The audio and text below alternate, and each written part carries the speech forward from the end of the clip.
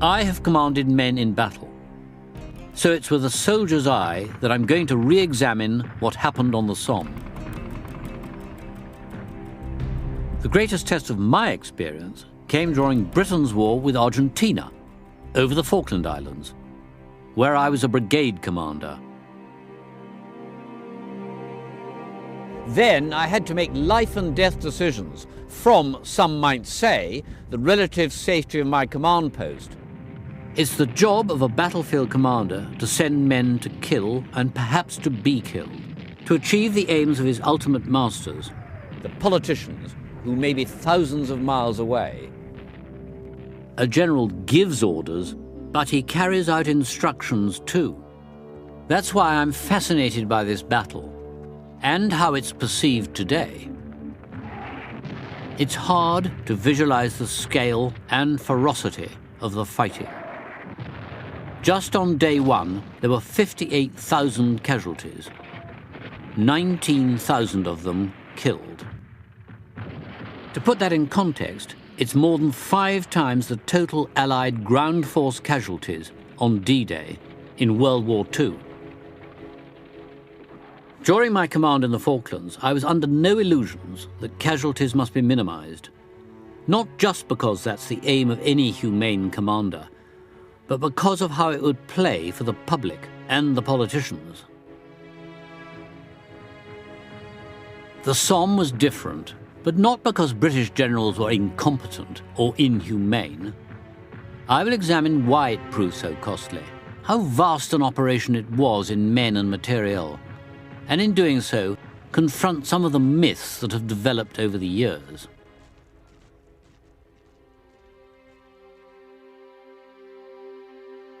The Somme region of France, roughly 100 miles due north of Paris, takes its name from the meandering river Somme.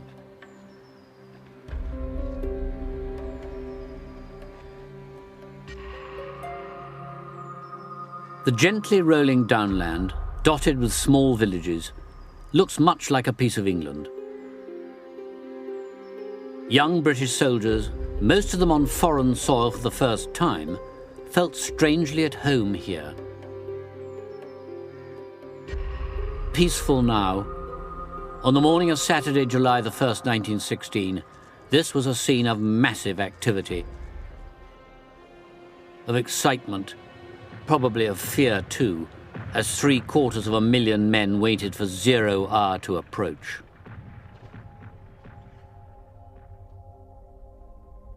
So what were the British trying to achieve? That's as good a question today as it was 90 years ago. The battle was forced on the British, not by their enemies, but by their allies, the French. As 1916 approached, there was a crisis brewing in the Allied High Command, with the French C&C, General Joseph Joffre, demanding that the British get stuck in on the Western Front.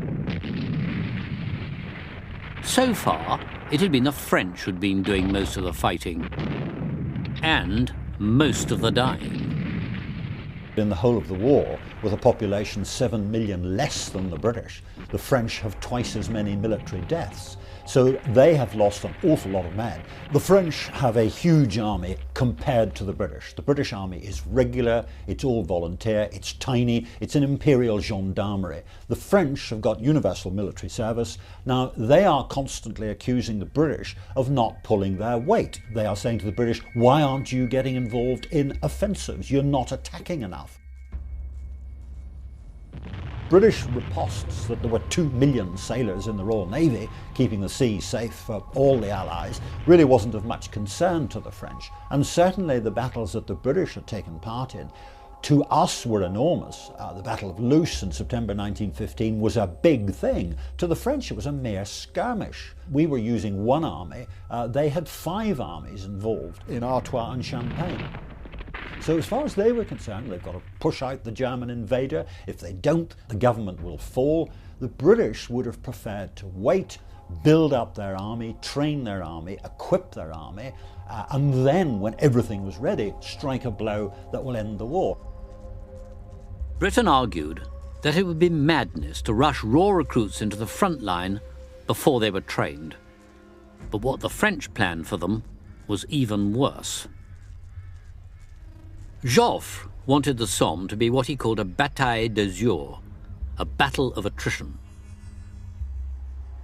He promised 40 French divisions, that's 500,000 men, who would have outnumbered the British at the Somme by nearly 2 to 1. And the battle would commence in August 1916. In blunt terms, it would be a killing match, the aim to lock horns with the Germans and kill as many as possible. It's the French concept of attrition, let's just kill Germans, and if they killed 1 million Germans and the Germans killed 1 million minus 1 Frenchman, then the French win. Now, winning by 1 wicket has never been part of the British way of waging war. That's not the way we fight wars. We can't afford these huge casualties. We don't do that. We will try and take objectives that can be taken. And effectively, the two do diverge at this point. The general given the task of managing the greatest British offensive of the war so far was this man, Sir Douglas Haig. Often accused of being the principal donkey, the judgment of history can be fickle. Haig has been grossly maligned. I mean, this is the man who took a tiny British army, had to deploy it, train it, fight it, until in 1918 it's the only army on the Western Front capable of defeating the Germans militarily in the field. It's Haig's army that does it, it's Haig's victory. And at the end of the war, everybody believed it was Haig's victory, both the public and his soldiers. And indeed, when he died, several 100,000 of his old soldiers marched past the body. He was revered, he was seen as the man who'd won the war. Haig didn't believe this was the right time to throw his men into battle, nor the right place. There were far better strategic targets elsewhere. At this point in the war, German U-boats posed the greatest threat to Britain's survival, by threatening to cut her shipping lifeline, bringing food and war materials from overseas.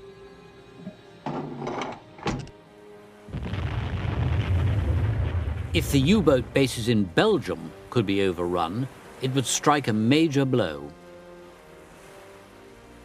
What would winning ground here on the Somme achieve? Pretty well nothing. So why did Haig attack here? All generals, then and now, have to serve political masters.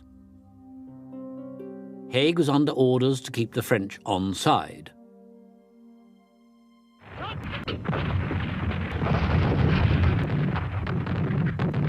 After February 1916, he was left with no choice but to obey.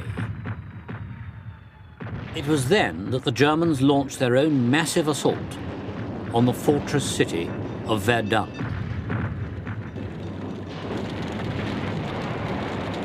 The Germans' declared aim was to bleed France white by forcing her to pour troops into the defense of Verdun. Now the French insisted that Haig must attack as soon as possible on the Somme to draw off German forces from Verdun.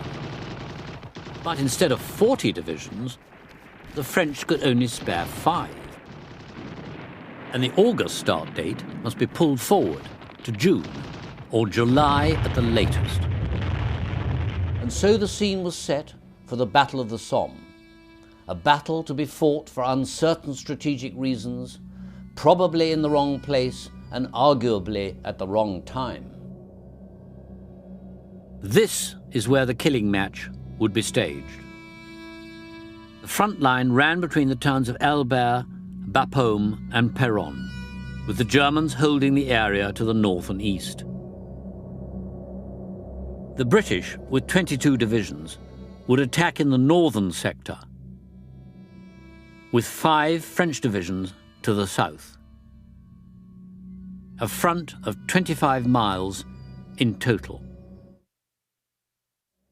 Almost everywhere, the old trenches have long ago been ploughed under. One small section of trench lines has been preserved, near Beaumont Hamel, scars in the earth which are still a powerful reminder of July the 1st, 1916. At 7:30 the whistles blew and they climbed out of this trench. One of the most enduring and heart-rending images of this battle is of young men walking slowly forward into withering machine gun fire and being slaughtered.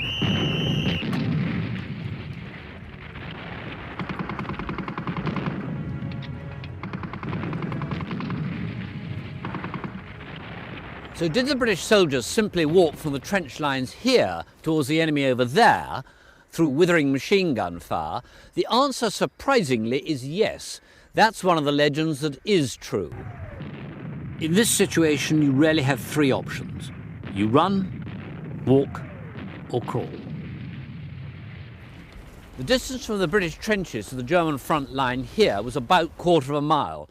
Sometimes it could be up to a mile or more. Could I, even in my younger days, have run uphill a mile, carrying 70 pounds of kit over ground churned up by shell fire, and still been fit to fight on arrival? The answer is no. And so the troops were ordered to take it easy at the beginning and save their energy for a last-minute dash when close to the German trenches. So why didn't they crawl and present less of a target to the machine guns? Once the British appeared, the whole of this area was under intense German artillery fire. Shrapnel shells bursting overhead, trench mortars. They were letting off everything they'd got. The less time spent crawling through the killing zone, the better. And the closer you got to the German trenches, the less chance you had of being hit by German shells. It wasn't blinkered stupidity that led commanding officers to order the men to walk forward. It was deemed to be the safest thing to do. We know what killed people. We know from the medical reports and from the casualty returns. And in fact, it's a minority that are killed by bullets. It's about 39% of all British deaths are caused by small arms bullets. Now that's either rifle or machine gun, we don't know which.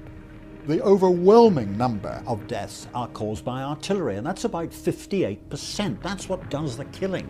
This is an artillery war. What made it so difficult for those attacking rather than those defending? The Germans had dug in first, way back in 1914. That gave them a huge advantage. They'd bagged the best spots. Just as I would, they looked for the dominating ground, the easily defended village, the wood providing cover for artillery. British trenches were dug second, in effect laying siege to the enemy. In some sectors, when they finally captured the German trenches, the British were horrified to see how overlooked their positions had actually been. Why were the German defences so strong and so deadly? They'd been subjected to massive bombardment since the 24th of June. A staggering 1,700,000 shells were fired in total from more than 2,500 guns. The barrage went on round the clock at a rate of nearly 3 shells a second, night and day. The thunder of the guns was audible in London, 180 miles away.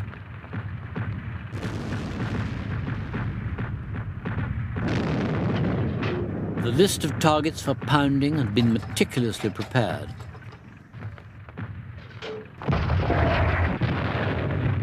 Not only the German front-line trenches, but also their second and third-line defences, as well as supply routes and stores.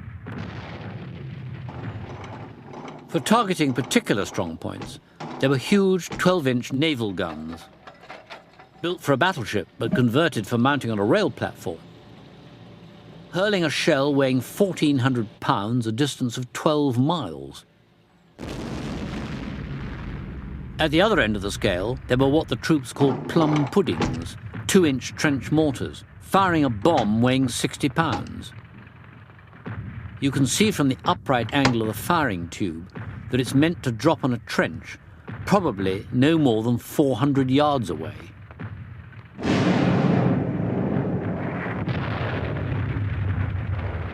Never before in military history had there been a bombardment of this intensity. The entire Allied battle plan was based on the concept that the artillery would give the Germans such a mauling that the troops would merely have to mop up. Why wasn't that the case?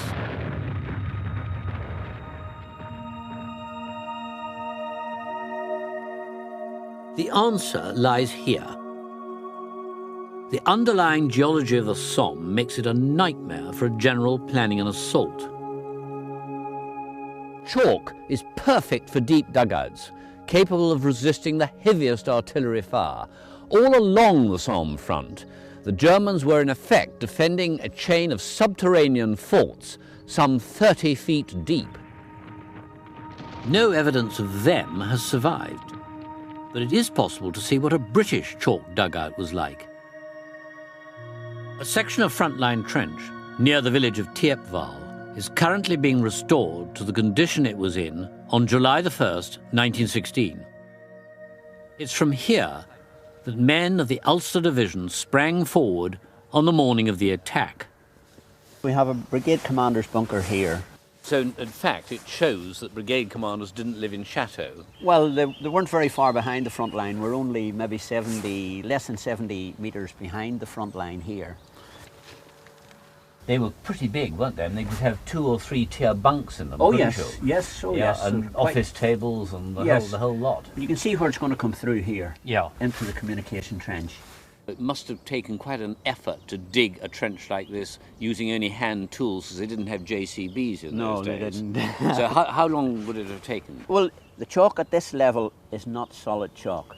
It's only when we go down probably another 5 or 6 feet that we go into solid chalk that you really get into the quarrying part of it. It's pretty fragmented chalk at this level, and although it would have been a very difficult and hard job for them to do it, it's not as difficult as it gets lower when you go further down. As you go further down. The Germans had had nearly 2 years to dig deep.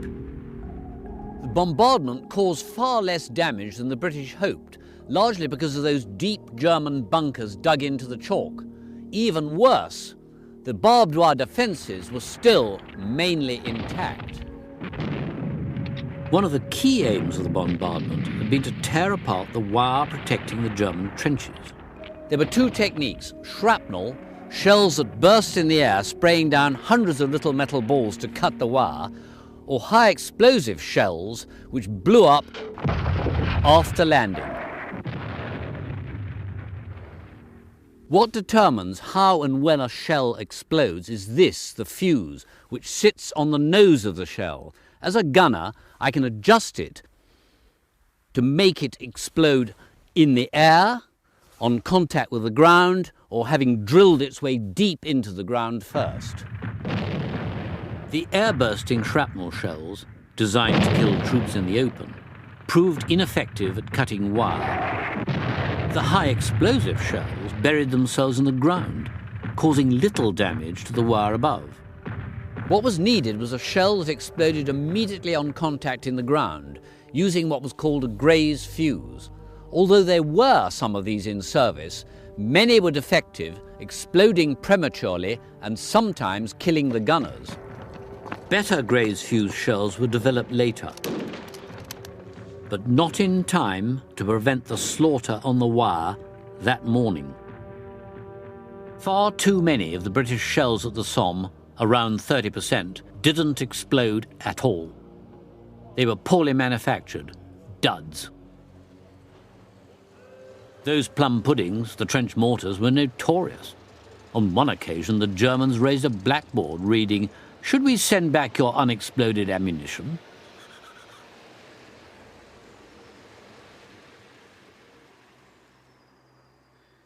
Farmers on the Somme regularly plough up unexploded shells to this very day.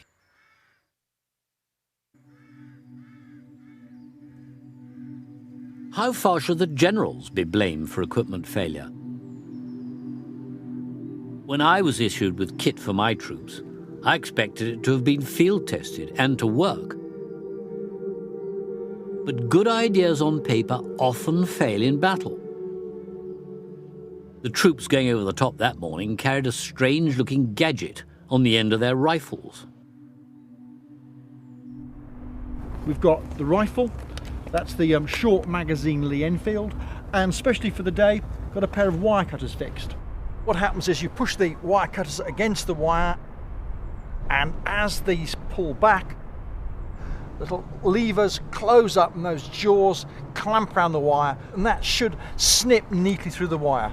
It works brilliantly on British wire, just doesn't cut German wire. It's impossible to judge how well the British generals performed or understand why controversial decisions were made without considering the huge scale of the operation, both in manpower and material. People always take great interest in the actual fighting. They think that Tommy with his bayonet, that's what it's all about. But actually, you can have the best troops in the world, superbly equipped, brilliantly led, wonderfully trained. But if you can't move them and feed them and resupply them and tend to them when they're sick, you can achieve absolutely nothing. And successful generals are those that understand logistics. The logistics behind the Somme campaign were complex and brilliantly handled. Establishing the army on the Somme was rather like, in population terms, creating a city the size of Edinburgh. Once everything arrived in France, the problems were just beginning. Now we are accustomed to think of helicopters and great columns of lorries and track resupply vehicles and all the rest of it. At this period, we haven't yet got a pneumatic tyre, so you have not got a cross-country capability for a wheeled vehicle. So if you want to resupply your army and move all the kit that you need for a huge offensive like the Somme, when you're moving up shells, rations, water, railway track, gravel for roads, all sorts of kit, you're down to horse-drawn, mule-borne transport. The British Army was buying horses all over the world, it was buying mules. The British Army bought something like 400,000 mules as transport animals. 25% of all the shipping coming from England to the Western Front was fodder for all these animals that are pulling your transport wagons and your ambulances and your ammunition columns and everything else. You're actually shipping a greater weight of equine fodder than you are weight of shells. What about the men? In crude terms, the quality of the human material the generals had to work with. Haig's troops were the product of a hastily organised training programme, designed to turn civilians into soldiers in the shortest time possible. The British Army in 1914 was geared up to recruit and train 30,000 new men every year. Once the call went out for volunteers, the army received 30,000 men in a single day, more than 1 million in total. It would be like the modern British Army expanding more than tenfold, almost overnight. Unlike the Germans, with 2 years' battle experience, the men Haig commanded at the Somme were for the most part going into action for the first time. Their enthusiasm was beyond question. Their competence would only be rarely tested once the bullets and shells started flying. Would we have won in the Falklands if my men were all essentially amateurs?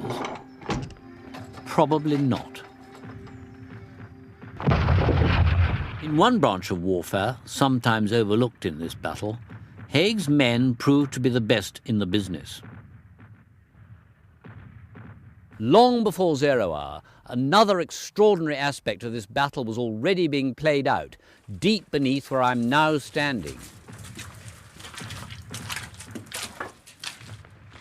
While the Germans were being pounded by shells from above, a top-secret operation was underway to attack them from below. Here again, Allied commanders were pushing the boundaries of warfare with offensive mining on a scale never seen before. The mines required digging tunnels snaking towards the enemy trench line, often 50 to 100 feet deep, and stretching for hundreds of yards. At the Somme, there were 17 such tunnels. A chamber was hacked out at the end of the tunnel, into which was packed thousands of sacks of an explosive called ammonal. A team, including ex-military engineers, are exploring remaining British tunnel systems in northern France, exactly like those cut beneath the Somme in 1916. We're now about 70 feet underground, and this tunnel we're in at present runs parallel to and just ahead of the front line. And off the tunnel, as you see, there are tunnels running towards the German lines which are there. We're entirely in chalk. The geology here is deep and hard chalk. The underlying principles of the structure are much the same.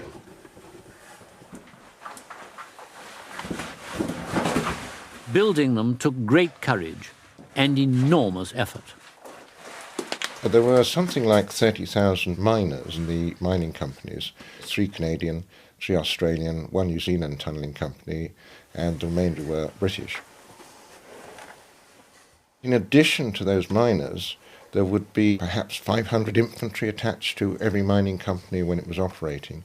So you're talking of at any point of time, perhaps 50,000 men engaged in mining, and the logistic effort was enormous. So the timber needed, the explosives and moving the spoil, etc. It was vital to keep the location of the tunnels secret right up to 0 hour. Dumping a huge pile of chalk removed from the tunnels anywhere near the entrance would be spotted right away by the Germans. So they had to remove this well away from the lines and conceal it. They bring it out of the tunnels in sandbags generally onto light railways and move it back to perhaps old quarries where it could be concealed, or they would put it into shell holes, cover over the top with topsoil. They had to hide it.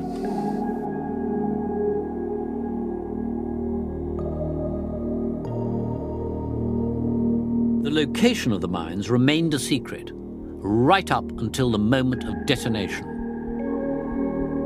Set for exactly 7:28. 2 minutes before the troops would go over the top.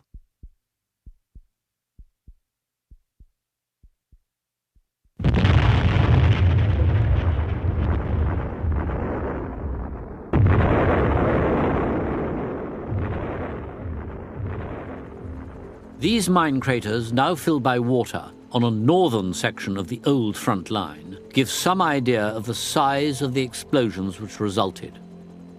On the Somme, the craters from July the 1st have since been filled in. All except one. This is the Lochnagar crater, the largest of the mines blown that day, using 60,000 pounds of ammonal. Imagine the terror and confusion among the German defenders as thousands of tons of earth and chalk were blown into the sky and crashed down again, leaving a hole 80 feet deep and 300 feet across.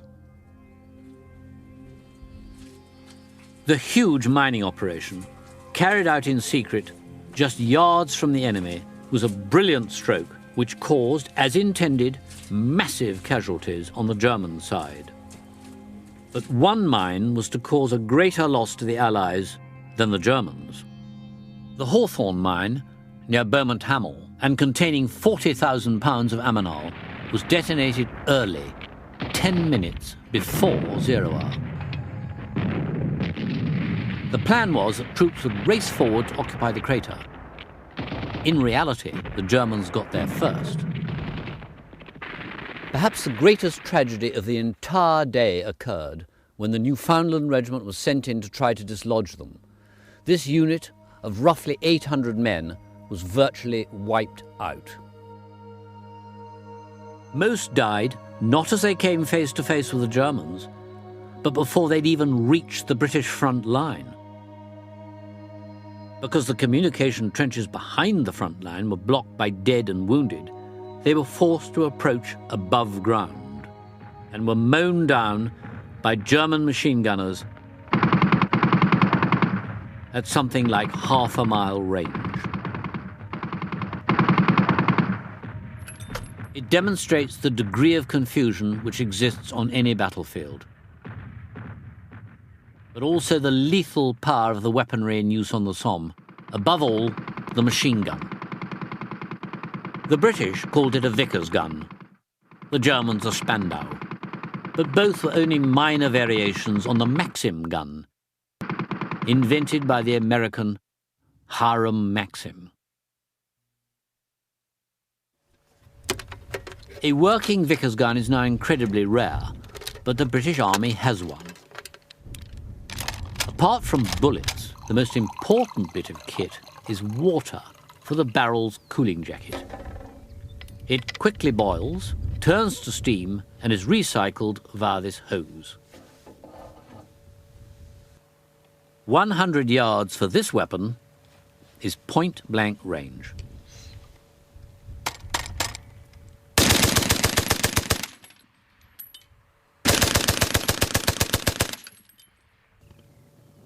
Do you want to go, sir? The rate of fire is 500 rounds a minute. Lift the check levers in your own time. So despite what you hear, is discharging around 9 bullets per second. And again.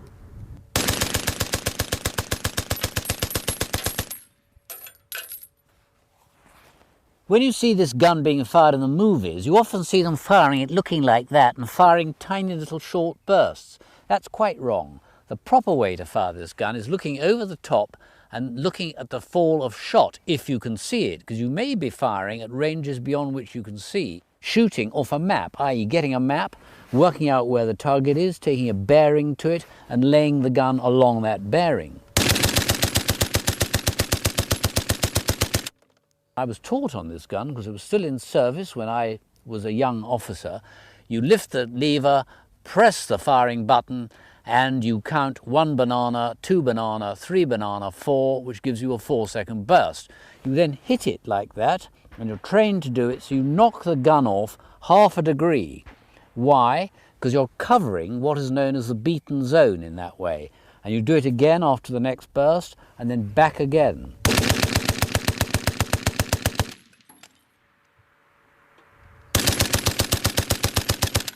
You can see how close together that fall of shot is on this target. This is because when I was firing, I was only 100 yards away. At about 1.5 miles, that would spread out and produce this banana-shaped beaten zone, much bigger than this target here. 2 or 4 or 8 or 10 guns firing together will cover a huge beaten zone with interlocking zones of fire, which is why this gun was such a lethal weapon. The Germans will certainly have mapped out where the British would attack from months in advance and simply fired on those bearings on July the 1st. Because of the weapon's range, most machine gunners on both sides never even saw the men they were killing. The men who died never knew who was firing at them. Given that both sides are essentially using the same sort of kit, and the only way you can defeat an enemy is capturing the ground that he's sitting on, that means that you have to cross open ground. And the way to do that without losing casualties will not come along for another 40 years, when eventually an armoured personnel carrier is produced. We don't have that in 1916. We don't have any means of protecting the soldier from the time our own artillery barrage lifts to our man getting into the enemy trench. That's the bit of ground that he's got to cover. He's got nothing to cover him. You're going to have casualties. How much did the generals actually know about what was happening once the troops disappeared over the top? In the Falklands, I was in constant touch with the units forward, as well as those further back, providing fire support, either artillery or aircraft. Nowadays, it's not uncommon for a general to be watching live video pictures relayed from the battle area. Here, communications were unbelievably primitive by modern standards.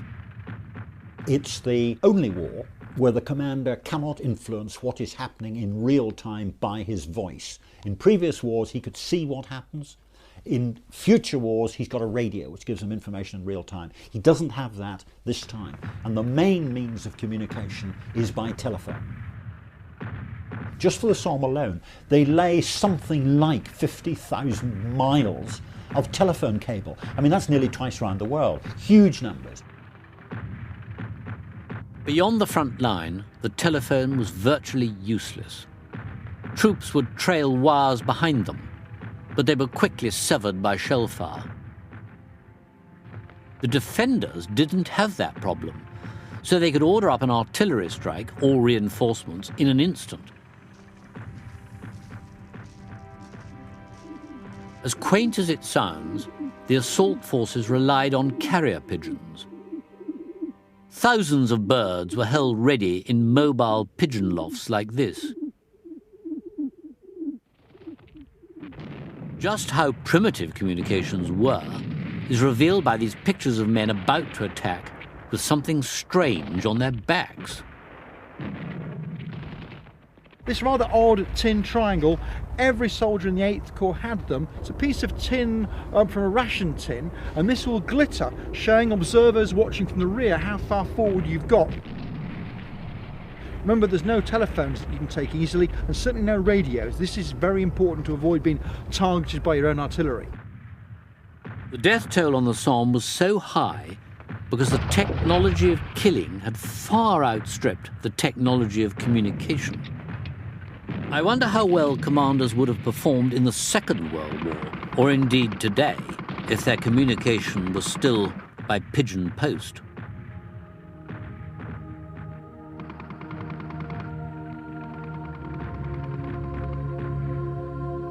What was the position as the first day of the battle drew to a close? In the southern sector, the British and French had advanced up to 1.5 miles, achieving many of their objectives. Further north, the picture was more bleak, with only very limited advances here, north of Thiepval. Almost 20,000 deaths made this the bloodiest day in the history of the British Army. And this was just the beginning.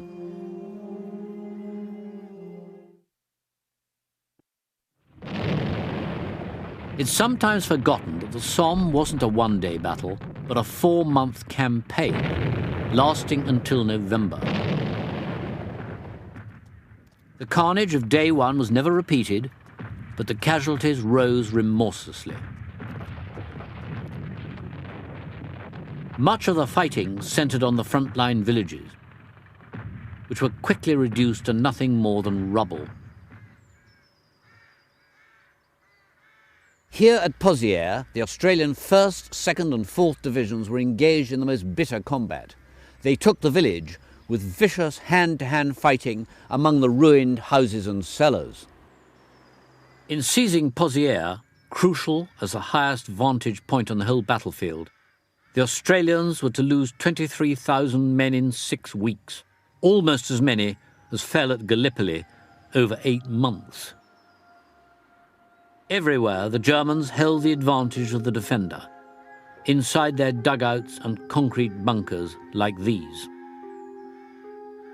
Faced with staggering losses for so little gain, should Haig have called a halt? Even if he'd wished to shut the battle down, such a decision wouldn't have been sanctioned by the French or indeed the British cabinet. And although the Allies weren't to know it at first, the battle had very quickly achieved its key strategic objective. On July the 12th, the German High Command called off the offensive at Verdun and rushed troops to deal with a new crisis on the Somme. From this point on, Verdun became a story of German retreat and French advance. The French wouldn't be knocked out of the war.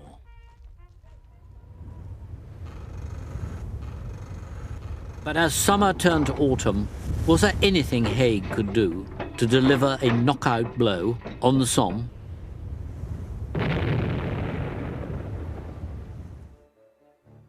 Although he's sometimes been portrayed as a hidebound ex-cavalry officer, he championed Britain's revolutionary secret weapon. So secret that it had to be shipped to the front in giant sealed wooden boxes, labelled water tanks. The name stuck. The tank made its world debut on the field of battle here in and around the village of Fleur on September the 15th. Haig had asked for 150 tanks to be ready for day one of the Somme.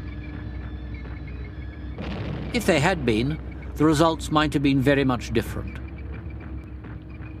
As it was, 49 tanks were delivered in mid-September. Top speed was 3.7 miles an hour, not much more than walking pace.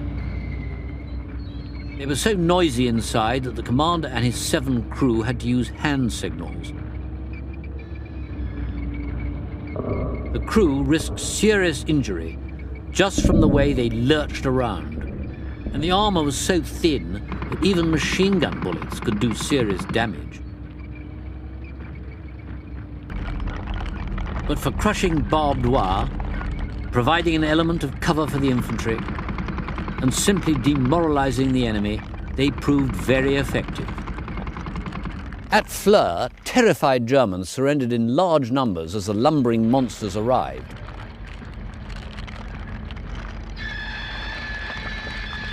A highly coloured account appeared in the British press. A tank is walking up the high street of Fleur with the British army cheering behind. Haig immediately placed an order for another 1,000 tanks to be delivered as soon as possible. The tank is first used on the Battle of the Somme. It has some psychological effect on the Germans, but most of the initial batch that were used broke down, were knocked out, went on fire, got into shell holes and couldn't get out again. But people could see the potential. Taking the lessons of the use of tanks on the Somme, as time goes on, they get better and better and better. By 1917, they're quite useful. By the end of the war, the British are very good at the use of tanks.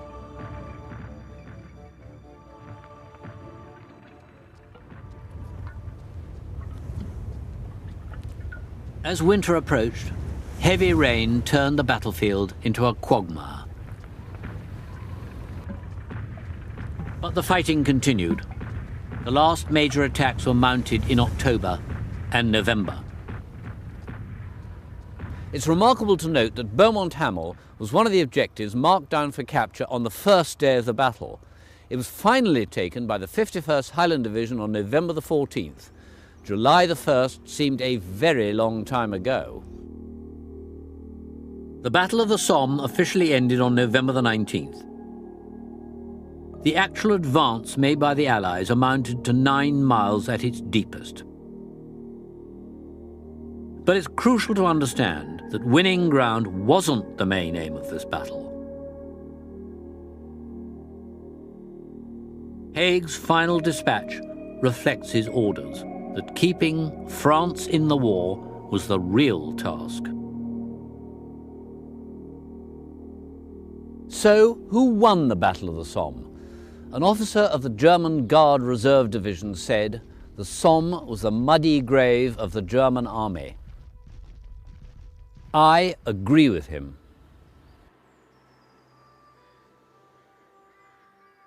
It's a striking phrase which sums up the brutal arithmetic of this terrible battle. British and Dominion casualties total 420,000, of whom 127,000 were killed. French losses were 200,000, killed, missing and wounded.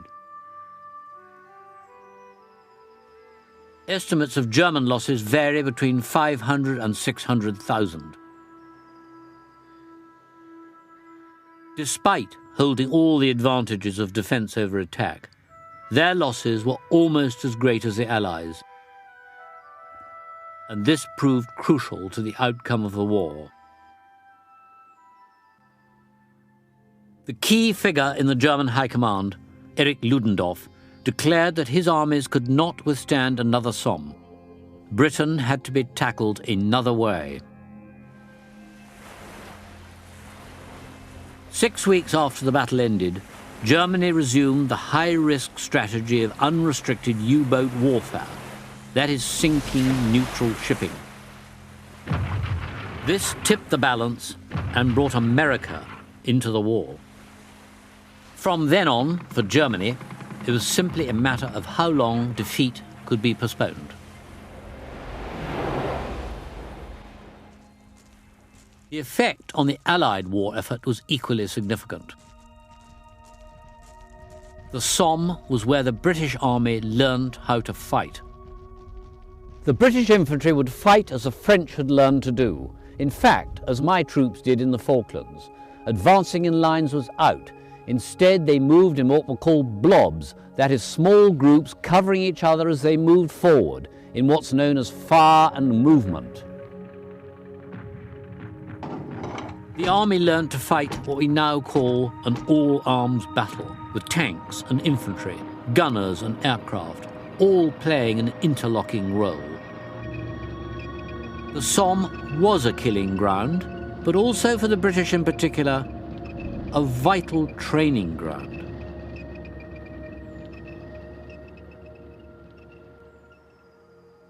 The graves remain as a reminder of what these lessons cost.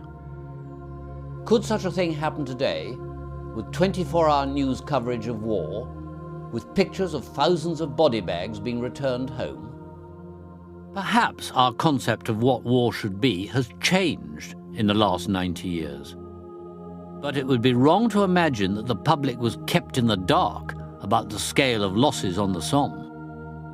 They could see the lists in the newspapers. They could see the hospital trains unloading in public railway stations. They had relatives and friends at the front. They knew what was happening. They understood that this was a necessary war that had to be won, and to win it, there was a price to pay.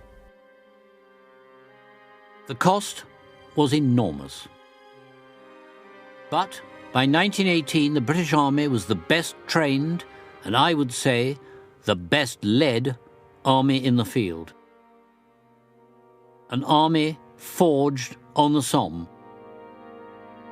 An army mighty enough to win the war.